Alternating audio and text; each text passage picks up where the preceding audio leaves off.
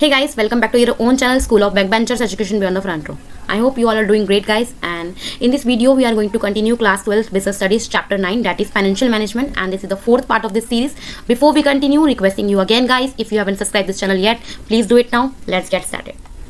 So guys हमने पढ़े थे हमारे फाइनेंशियल डिसीजन तीन तरह के, financing decision, investment decision and dividend decision.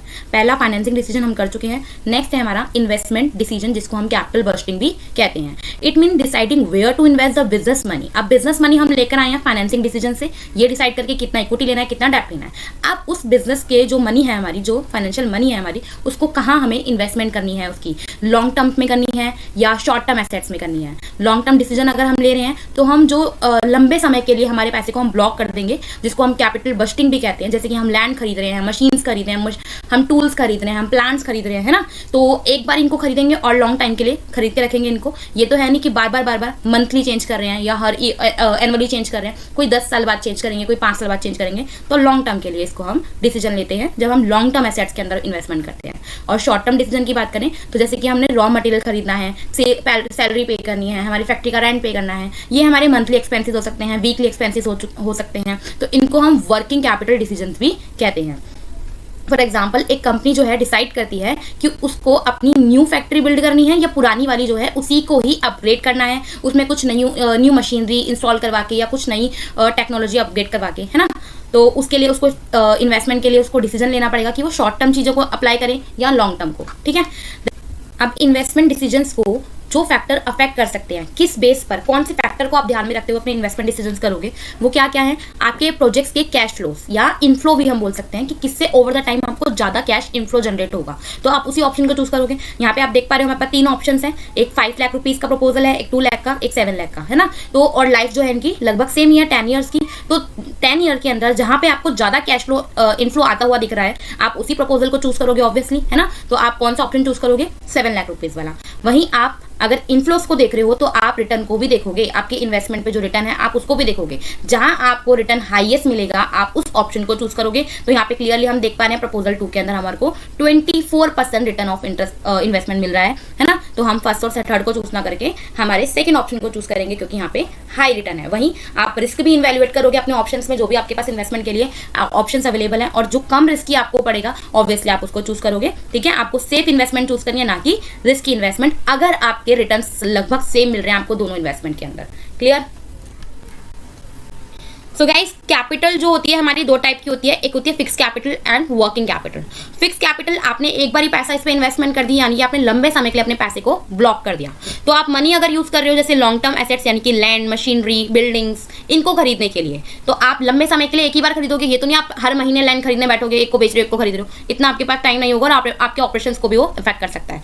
तो आप इसको यूज कर रहे हो लॉन्ग टाइम के लिए, आपको लार्ज इन्वेस्टमेंट करने की जरूरत होती है और आसानी से ये रिवर्सिबल नहीं होते हैं। जैसे कि आपने 50 लाख रुपए की मशीनरी खरीद ली, आप हर साल तो मशीनरी को चेंज नहीं करने वाले हो, लंबे समय के लिए ही खरीदोगे।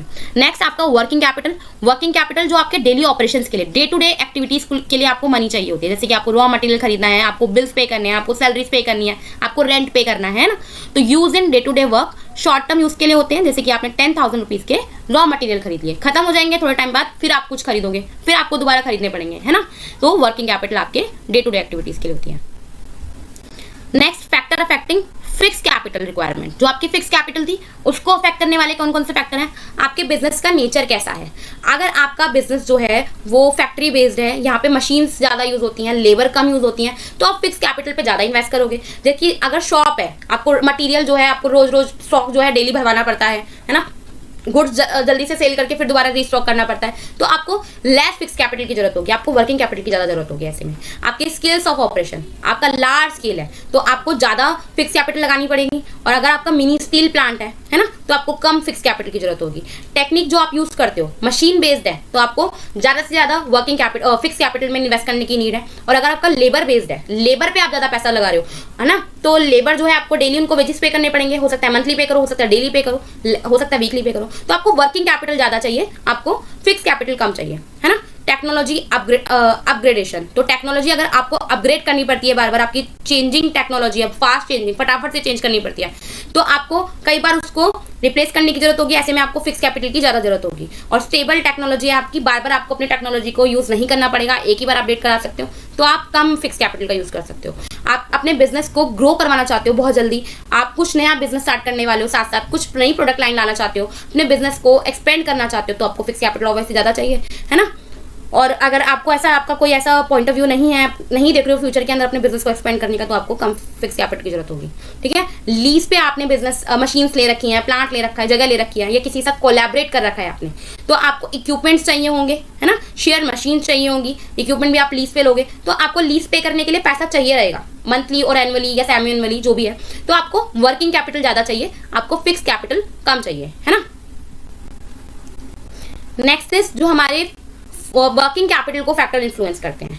ठीक है, जैसे कि इन्फ्लेशन, महंगाई, प्राइसेस हाई हो जाना चीज़ों के, तो आपको वर्किंग कैपिटल ज़्यादा रहेगी, जरूरत रहेगी। आपको पता है इन्फ्लेशन है, आपकी इकोनॉमी बहुत जल्दी इन्फ्लेट हो जाती है, तो आपके प्राइसेस बहुत जल्दी स्टॉक के बढ़ जाते हैं, तो आपको स्टॉक खरीदने के लिए ज़्यादा आपके हाथ में पैसा होना चाहिए, कैश होना चाहिए, है ना, तो वर्किंग कैपिटल की ज़्यादा जरूरत होगी। आपका ऑपरेशन साइकिल कैसा है? ऑपरेशन साइकिल मीन्स आपकी जो कैश है, आपके डेटर्स है, वो कितनी जल्दी रिलीज हो जाते हैं, है ना। तो लॉन्ग साइकिल, मोर वर्किंग कैपिटल की जरूरत होगी, क्योंकि आपका डेप्टर, जो आपके डेटर्स है, बहुत देर से रिलीज होते हैं और आपके क्रेडिटर को आपको पेमेंट पहले करनी होती है, तो आपको वर्किंग कैपिटल आपके हाथ में ज्यादा होनी चाहिए। वहीं अगर आपकी शॉर्ट साइकिल है, जल्दी से आपके डेटर्स रिलीज होकर आपको कैश मिल जाता है, तो आपको वर्किंग कैपिटल ज्यादा रखने की जरूरत है ही नहीं, वहां से पैसा आएगा, आप अपने क्रेडिटर्स को पे कर दोगे। फॉर एग्जाम्पल, एक कंपनी जो है उसकी 6 मंथ की आपकी ऑपरेटिंग साइकिल है, तो रॉ मटेरियल खरीदने के लिए उसको कैश की ज्यादा जरूरत होगी, वर्किंग कैपिटल की, जो कि 1 मंथ के अंदर अंदर उसको खरीदना पड़ता है, या उसकी 1 मंथ की ही साइकिल है, ऑपरेशन साइकिल है, तो उसको कम की जरूरत होगी, है ना। रॉ मटेरियल का अवेलेबल होना, आपको पता है आपका जो रॉ मटेरियल है वो बहुत जल्दी जल्दी अवेलेबल नहीं होता, तो आपको एक ही टाइम पर बहुत ज्यादा मात्रा के अंदर, क्वांटिटी के अंदर ज्यादा रॉ मटेरियल खरीदने की जरूरत रहेगी, तो उसके लिए आपको ज्यादा स्टॉक करना है, तो वर्किंग कैपिटल ज्यादा लगेगी। और आपका जो रॉ मटेरियल है वो आसानी से अवेलेबल होता है, आप आसानी से खरीद सकते हो, तो आप अभी भी थोड़ा खरीद लो, फिर तो बाद में थोड़ा खरीद लो, तो आपको कम वर्किंग कैपिटल की जरूरत हो सकती है।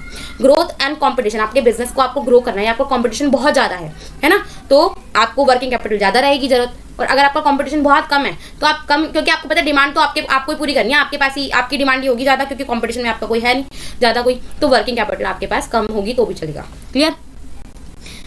सो डिफरेंस देख लेते हैं फटाफट से फिक्स कैपिटल और वर्किंग कैपिटल के अंदर। नेचर कैसा होता है, ये लॉन्ग टर्म के लिए आपके पैसे को ब्लॉक कर देता है। मशीनरी आपने खरीदी, आप बार बार तो चेंज करोगे नहीं, 10 साल बाद 15 साल बाद दोबारा खरीदोगे, तो आपके पैसे को इसने ब्लॉक कर दिया। वहीं वर्किंग कैपिटल के अंदर आपकी जो कैपिटल होती है, कैश होता है, बैंक होता है, वो डेली चेंज होता रहता है। पर्पस आपका फिक्स एसेट खरीदना होता है इसका, और यहाँ पे करंट एसेट को बाय करना होता है। इसके सोर्स हो जाते हैं आप या तो शेयर से जो आपको पैसा मिला उससे मशीनरी खरीद रहे हो, प्लान खरीद रहे हो, बिल्डिंग खरीद रहे हो, लोन से खरीदोगे, ये आपके नॉर्मल बैंक्स में जो आपका पैसा पड़ा है, डिपॉजिट्स पड़े हैं, आप उससे भी इसको यूज कर सकते हो। ठीक है, या कैश पड़ा है आपके पास, ये लॉन्ग टर्म के लिए होता है, ये शॉर्ट टर्म के लिए होता है। सो गाइस, कुछ क्वेश्चंस है, पढ़िए, समझिए, आंसर कमेंट बॉक्स में लिखिए, डाउट है तो भी लिख सकते हो। मिलते हैं नेक्स्ट वीडियो में नेक्स्ट पार्ट के साथ, तब तक के लिए अगर वीडियो पसंद आया लाइक कर दीजिए, चैनल को सब्सक्राइब नहीं किया है तो सब्सक्राइब कर दीजिए। Okay, bye.